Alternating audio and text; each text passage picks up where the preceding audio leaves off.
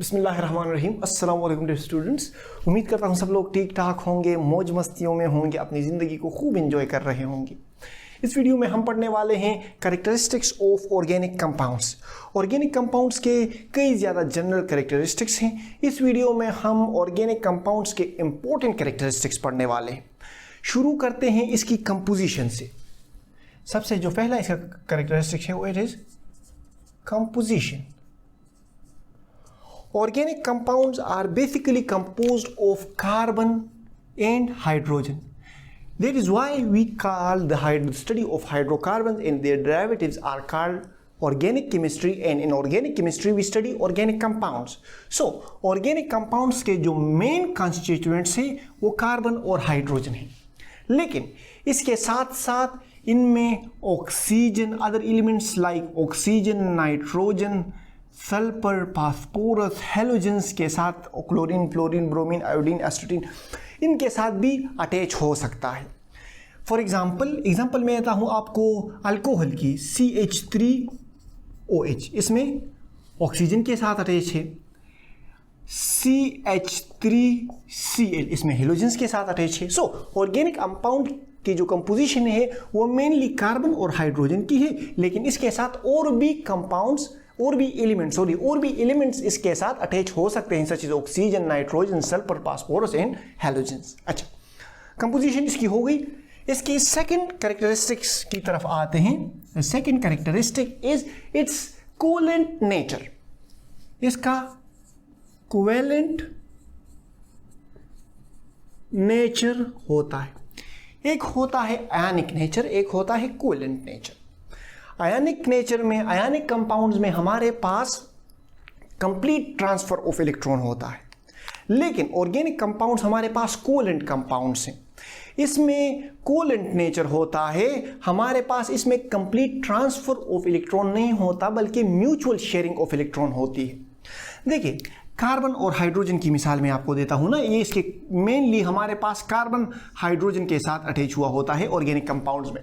So carbon की जो electronegativity है इट इज 2.5 सॉरी, और हाइड्रोजन की इलेक्ट्रोनेगेटिविटी 2.1 है। इनके दरमियान इलेक्ट्रोनेगेटिविटी डिफरेंट 0.4 बनता है। अब मेरी बात गौर से सुने। देखिए, इलेक्ट्रोनेगेटिविटी अगर 0.5 से कम हो तो हम उस तरह के बॉन्ड्स को नॉन पोलर कंसिडर करते हैं। मतलब इसमें पोलर नेचर होता है लेकिन बहुत ही ज़्यादा कम पोलर नेचर होता है। So we can consider it as non polar. जिन एटम्स के दरमियान इलेक्ट्रोनेगेटिविटी डिफरेंस 0.5 से कम हो तो हम उसे नॉन पोलर कंसिडर कर सकते हैं। अब इनके दरमियान इलेक्ट्रोनेगेटिविटी डिफरेंस 0.4 है, जो कि 0.5 से कम है। सही है। अब इनके दरमियान इलेक्ट्रोनेगेटिविटी डिफरेंस 0.5 से कम होने की वजह से हम कह सकते हैं कि they are non polar covalent bonds.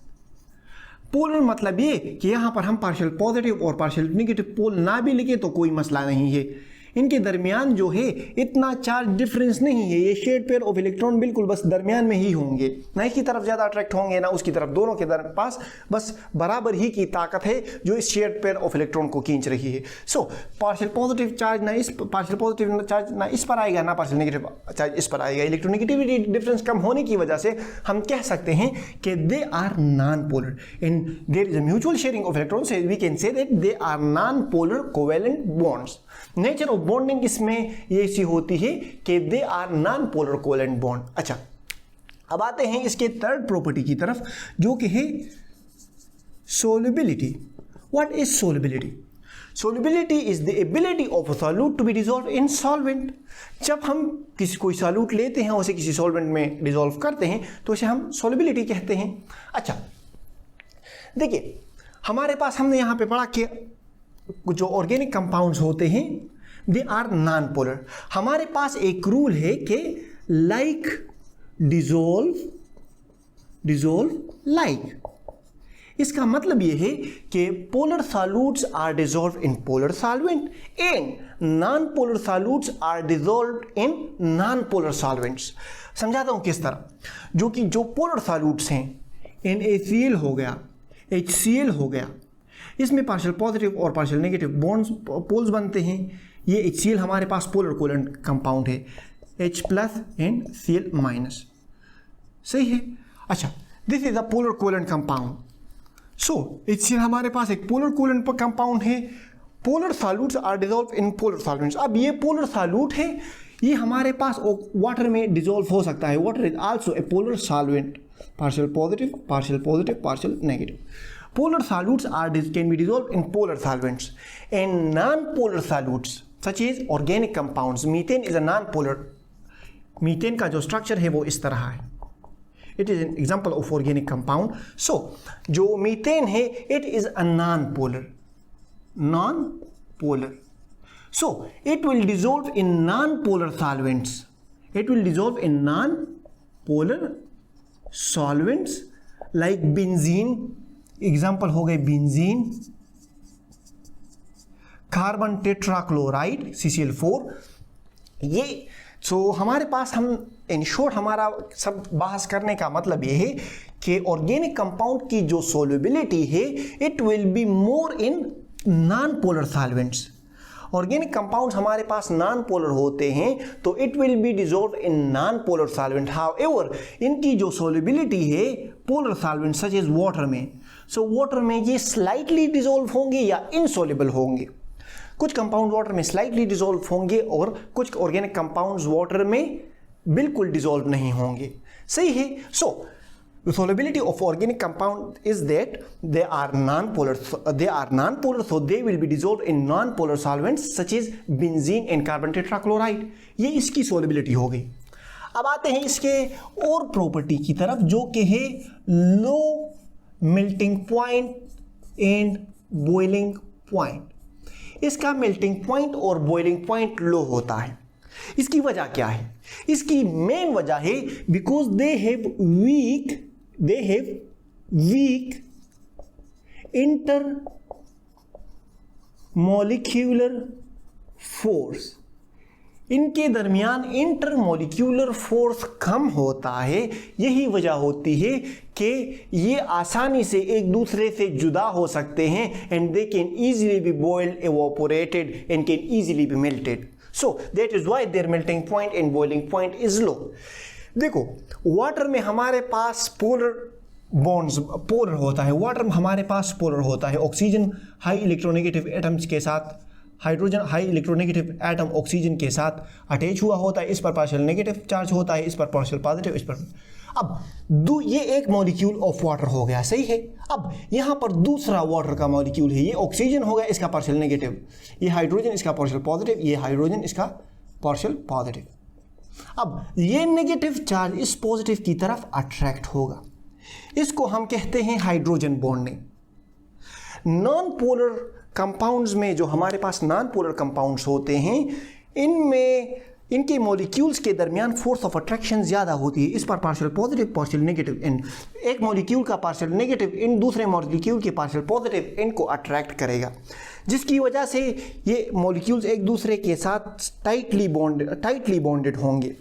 हम पोलर कोवेलेंट कंपाउंड्स के लिए कहते हैं कि they have strong intermolecular forces, जबकि नॉन पोलर कोवेलेंट कंपाउंड्स जो होते हैं हमारे पास, मतलब मीथेन हाइड्रोजन हाइड्रोजन हाइड्रोजन ये एक न्यूट्रल मॉलिक्यूल एक्ट कर रहा है, इसके साथ ये दूसरा मीथेन हो गया, ये भी as a neutral molecule act कर रहा है। सो इनके दरमियान इंटरमॉलिक्यूलर फोर्सेस जो होती हैं वो वीक होती हैं।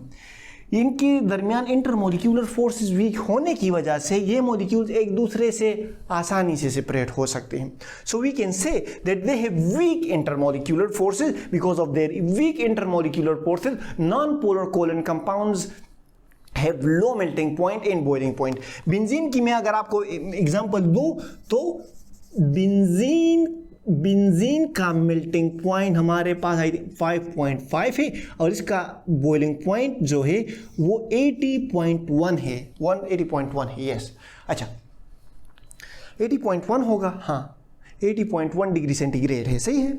अच्छा ये हो गई कि ये तो हमने पढ़ लिया कि इसका लो मेल्टिंग पॉइंट और बॉइलिंग पॉइंट क्यों है। अब आते हैं इसके थर्मल स्टेबिलिटी की तरफ। What is thermal stability? Thermal कहते हैं हीट को और स्टेबिलिटी को कहते हैं। थर्मल स्टेबिलिटी का मतलब यह है कि ऑर्गेनिक कंपाउंड्स हमारे पास हीट में किस तरह स्टेबल हैं, मतलब ऑर्गेनिक कंपाउंड्स हमारे पास हीट में किस तरह बिहेव करते हैं।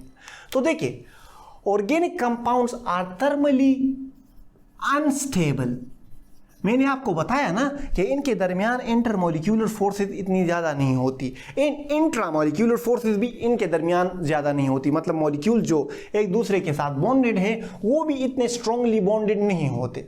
सो they are thermally unstable. Thermal unstability की वजह से हमारे पास, अगर हम एक लार्ज मॉलिक्यूल है, लेट्स सपोज हमारे पास एक डीकेन है 1 2 3 4 5 6 7 8 9 एंड 10, ये हमारे पास एक डीकेन मॉलिक्यूल है, सही है। यहाँ आप इसकी वैलेंसी पेयर बराबर करो कि कार्बन हमारे पास 4 बॉन्ड बनाता है, तो आप इसको बराबर करो। ये हमारे पास एक डीकेन मॉलिक्यूल है।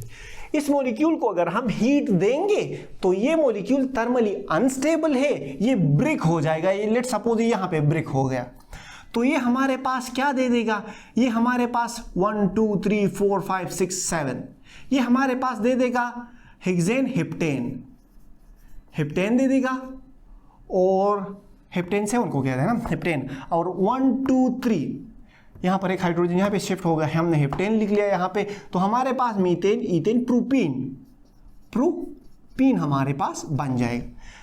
थर्मल स्टेबिलिटी मतलब ये है कि ये ऑर्गेनिक कंपाउंड्स हमारे पास हीट को बर्दाश्त नहीं कर सकते। जब इसे हम हीट देंगे तो ये हमारे पास ब्रेक हो जाएंगे, ब्रेक डाउन हो जाएंगे।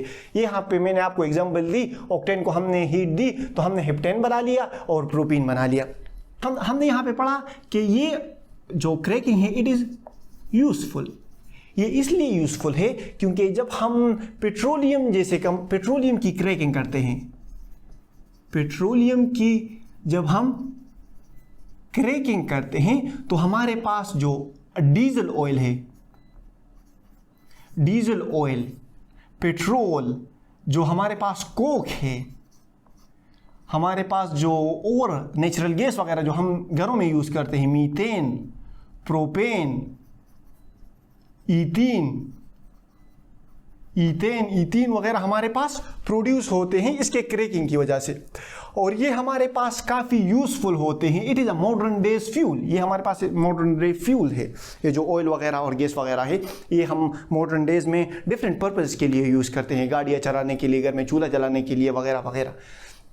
सो organic compounds are thermally unstable.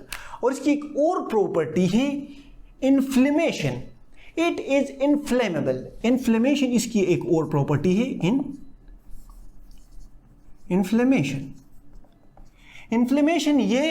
Inflammation का मतलब ये है कि ये आसानी से इन्फ्लेमेबल हैं, ये आसानी से जल सकते हैं, आसानी से हीट प्रोड्यूस कर सकते हैं। It burns in air to give us carbon dioxide, water and heat. और यही हीट फिर हमारे पास इंजन में यूज होती है और हमारे पास एनर्जी प्रोड्यूस होती है। समझाता हूं किस तरह। देखिए, हमारे पास जो हमने पढ़ा कि it is inflammable, it burns in air, ये ऑक्सीजन के साथ रिएक्ट कर लेता है। ऑर्गेनिक कंपाउंड मीथेन की मैं एग्जांपल दे देता हूं आपको। ये ऑक्सीजन के प्रेजेंस में रिएक्ट कर लेता है, हमारे पास कार्बन डाइऑक्साइड प्रोड्यूस करता है और हमारे पास वाटर प्रोड्यूस करता है और साथ में हमारे पास हीट प्रोड्यूस करता है। यही हीट फिर हमारे पास जो होती है वो इंजन्स में यूज़ होती है। आपने पुराने ज़माने के ट्रेनों को देखा होगा। देखिए, पुराने ज़माने में जब ट्रेनें चलती थी तो उसमें हम कोयला डालते थे उस भट्टी में, वो वहाँ से हमारे पास हीट प्रोड्यूस होती थी और इंजन वही हीट यूज़ करता था। अब के ज़माने में हम सीएनजी की एग्जांपल ले लें। सीएनजी हमारे पास क्या है? गैस है, ऑर्गेनिक कंपाउंड है ना, ऑर्गेनिक गैसेस हैं। सो हमारे पास वही इंजन जो हमारे पास गाड़ियों में होती हैं वो वही गैस को यूज़ करते हैं और हमारे पास जो हीट प्रोड्यूस होती है वो इंजन चलाने में यूज़ होती है। सो हमने कहा यहाँ पे पढ़ा कि ऑर्गेनिक कंपाउंड्स जो होते हैं ये आसानी से बर्न हो सकते हैं। They can easily B burn in air and reacts with oxygen. इसको हम बैलेंस कर लेते हैं, यहाँ पे 2 लिख लेंगे। So it burns in air in presence of oxygen to give us carbon dioxide, water and heat. अब यही हीट जो होती है it is use for different purposes. हम जो wood it would be organic compounds, ये है ना, प्लांट्स हैं हमारे पास, जो कोल है हमारे पास ये भी ऑर्गेनिक कंपाउंड्स है, ऑयल है ये भी हमारे पास ऑर्गेनिक कंपाउंड्स है, गैस सीएनजी और जो घर में हम गैस यूज़ करते हैं ये भी हमारे पास ऑर्गेनिक कंपाउंड्स है। सो ये हमारे पास यूज़ होती हैं, ये इन प्रेजेंस ऑफ ऑक्सीजन हमारे पास रिएक्ट कर लेते हैं और हमारे पास कार्बन डाइऑक्साइड, वाटर और हीट प्रोड्यूस करते हैं। यही हीट फिर हमारे पास इंजन्स और आगे चीज़ों में यूज़ होता है। सो कहने का मतलब ये था कि organic compounds are inflammable, they can easily be burn in air. अच्छा, अब आते हैं इसके रिएक्टिविटी की तरफ कि हाउ इट रिएक्ट्स, इसके रिएक्टिविटी की तरफ आते हैं। देखिए इनऑर्गेनिक कंपाउंड्स के मुताबिक इनऑर्गेनिक रिएक्शंस की बनिस्बत organic reactions are very slow, ये बहुत स्लो रिएक्शन करते हैं। यही वजह है कि जब हम ऑर्गेनिक कंपाउंड्स की रिएक्शन करवाते हैं, ऑर्गेनिक कंपाउंड्स को रिएक्शन देते हैं, तो हमें या तो हीट का सहारा लेना पड़ेगा, हमें या तो हीट देनी पड़ेगी, या हमें कैटलिस्ट यूज़ करना पड़ेगा। Catalyst will speed up the rate of reaction. या हमें हीट देनी पड़ेगी, या हमें कैटलिस्ट यूज़ करना पड़ेगा, या हमें उसकी थोरली मिक्सिंग करनी होगी, हमें उसे अच्छे से मिक्स करना होगा। सो कहने का मतलब ये था कि इनऑर्गेनिक की बनिस्बत ऑर्गेनिक रिएक्शंस बहुत स्लो होते हैं। ऑर्गेनिक रिएक्शन जब हम कैरी करते हैं तो हमें हीट, कैटलिस्ट और हाईली मिक्सिंग, मतलब इसके अच्छे से मिक्सिंग की ज़रूरत होती है। In short organic reactions are very slow. अच्छा, इसकी एक और प्रॉपर्टी है कि it burns with smoky flame. Smoky flame ये जो है काले धुएं के साथ बर्न होता है। मतलब आप वुड को आग लगा दें तो उससे काला धुआं निकलेगा, कोलों को आप जला दें तो इससे काला धुआं निकलेगा। एग्जांपल में अगर आपको दूं ना, आपने कभी पुराने इंजन्स देखे, पुराने गाड़ी के इंजन्स देखे हैं, वो काला धुआं छोड़ते हैं। उफ यार, पेशावर में तो आपने देखे होंगे ना, वो जो पुराने ज़माने के प्लेन कोच हुआ करते हैं, उसके अगर आप पीछे देख ले तो इतना काला धुआं छोड़ते हैं। इसकी वजह क्या है? सो हम यहाँ पे पढ़ने वाले हैं जो ऑर्गेनिक कंपाउंड की ये भी कैरेक्टरिस्टिक हुई ना कि it burns with smoky flame. Smoky flame हमारे पास इसलिए प्रोड्यूस होती है because of its incomplete combustion. इसकी इनकम्प्लीट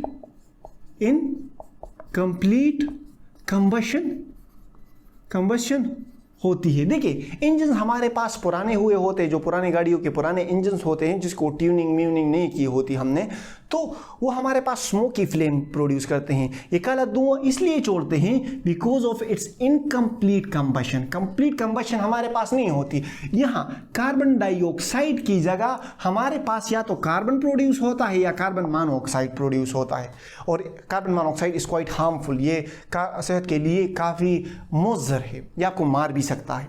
सही है। अच्छा, यही वजह है कि जो काले धुआं छोड़ने वाली गाड़ियां हैं तो इस पर ट्रैफिक वाले भी पाबंदी लगाते हैं। सो कहने का मतलब ये था कि organic compounds burn with smoky flame because of its incomplete combustion. Incomplete combustion की वजह से जो हमारे पास ऑर्गेनिक कंपाउंड स्मोक की ये काला धुआं सा छोड़ते हैं, और इनकम्प्लीट कंबशन में हमारे पास या तो कार्बन प्रोड्यूस होगा या कार्बन मोनोऑक्साइड। आई होप आपको ये वाला कॉन्सेप्ट समझ आ गया होगा कि it burns with incomplete combustion. इसकी जो एक और प्रॉपर्टी है, इट इज आइसोमेरिज्म। आइसोमेरिज्म हमारे पास ऑर्गेनिक कंपाउंड की वो प्रॉपर्टी है जिसमें मॉलिक्यूलर फार्मूला तो दो कंपाउंड्स का सेम होगा लेकिन उनका स्ट्रक्चरल फार्मूला डिफरेंट होगा। लेट्स सपोज C2H6O फार्मूला एक ही है। ये फार्मूला हमारे पास, ये मॉलिक्यूलर फार्मूला हमारे पास डाई मीथाइल ईथर का भी है, और हमारे पास ये ethyl alcohol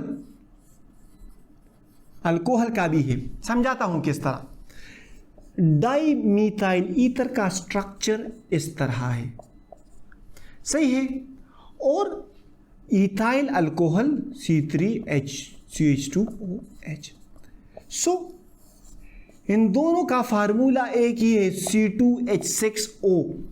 so isomerism is a phenomena in which organic compound has same molecular formula but different structural formula, but different arrangement of atoms in a structure. Molecule formula इसका same होता है लेकिन इनके स्ट्रक्चर में arrangement molecules की different होती है। अब आते हैं कि they have non ionic character. हमने कहा कि इसका कोवेलेंट कैरेक्टर होता है, तो इसकी अगर कोवेलेंट कैरेक्टर होने की वजह से हम ये भी कह सकते हैं कि दे हैव नॉन आयनिक। देखिए समझाता हूं, अगर इलेक्ट्रोनेगेटिविटी डिफरेंस 0.5 से कम हो तो बॉन्ड हमारे पास कोवेलेंट होगा, लेकिन हमारे पास बॉन्ड नॉन पोलर, हम कह सकते हैं कि बॉन्ड नॉन पोलर हो सकता है।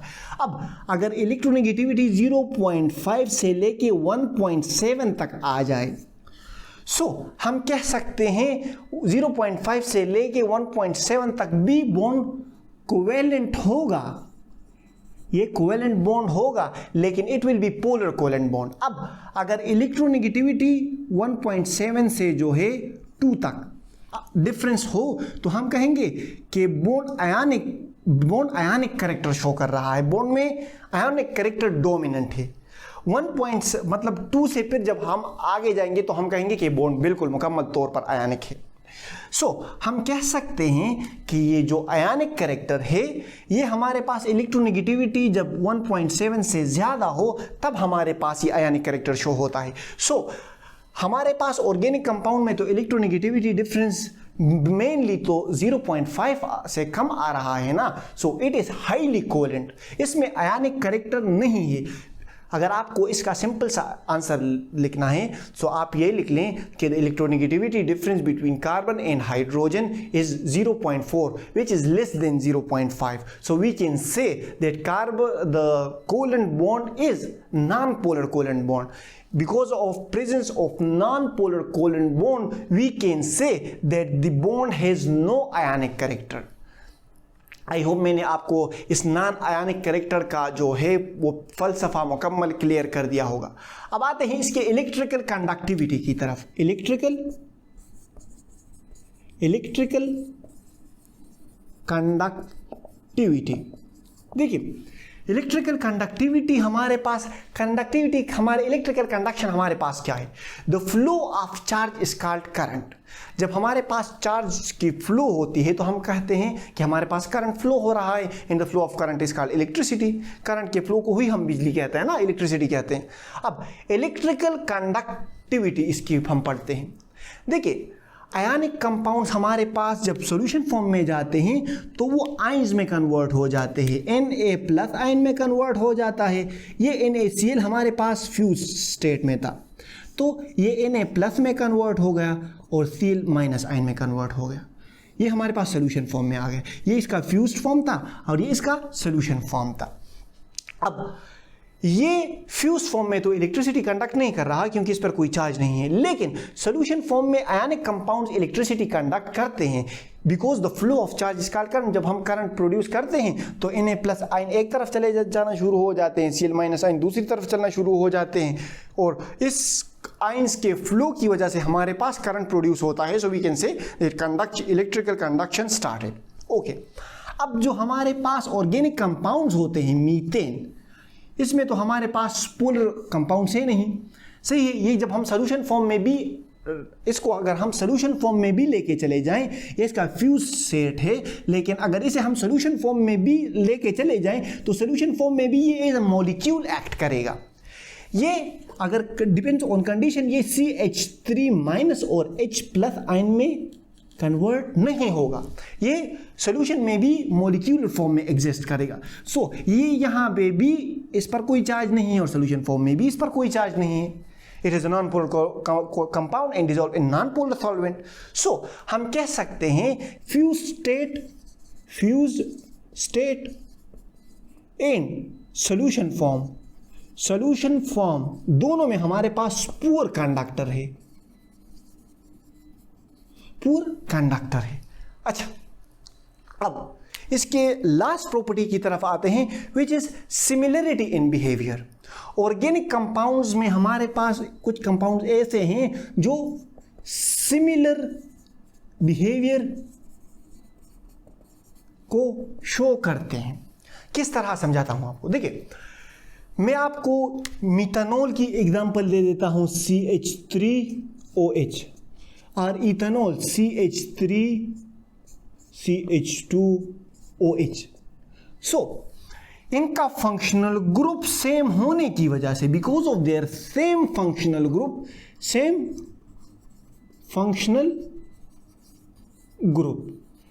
फंक्शनल ग्रुप होने की वजह से ऑर्गेनिक कंपाउंड्स हमारे पास क्या कर रहे हैं, because of presence of same functional group की वजह से ये बहुत से प्रॉपर्टीज सिमिलर शो करते हैं, बहुत से केमिकल रिएक्शंस ये एक तरह से करते हैं। So we can say that because of similarity in functional groups the organic compounds show similar behaviour. I hope आपको organic characteristics of organic compounds की समझ आ गई होगी। अभी भी अगर कोई भी मसला हो आपको तो कमेंट सेक्शन में पूछ लें, हम आपकी खिदमत के लिए हाजिर हैं। बाकी पसीना तो आपको नहीं दिख रहा होगा, लेकिन बहुत पसीना हो गए हैं हम आपके लिए। बस आपने सिर्फ ये करना है ना कि हमें अपनी दुआओं में याद रखना है। बाकी हंसते रहें, मुस्कुराते रहें, दिलों का ख्याल रख के खुशियाँ बांटें। अल्लाह हाफ़िज़।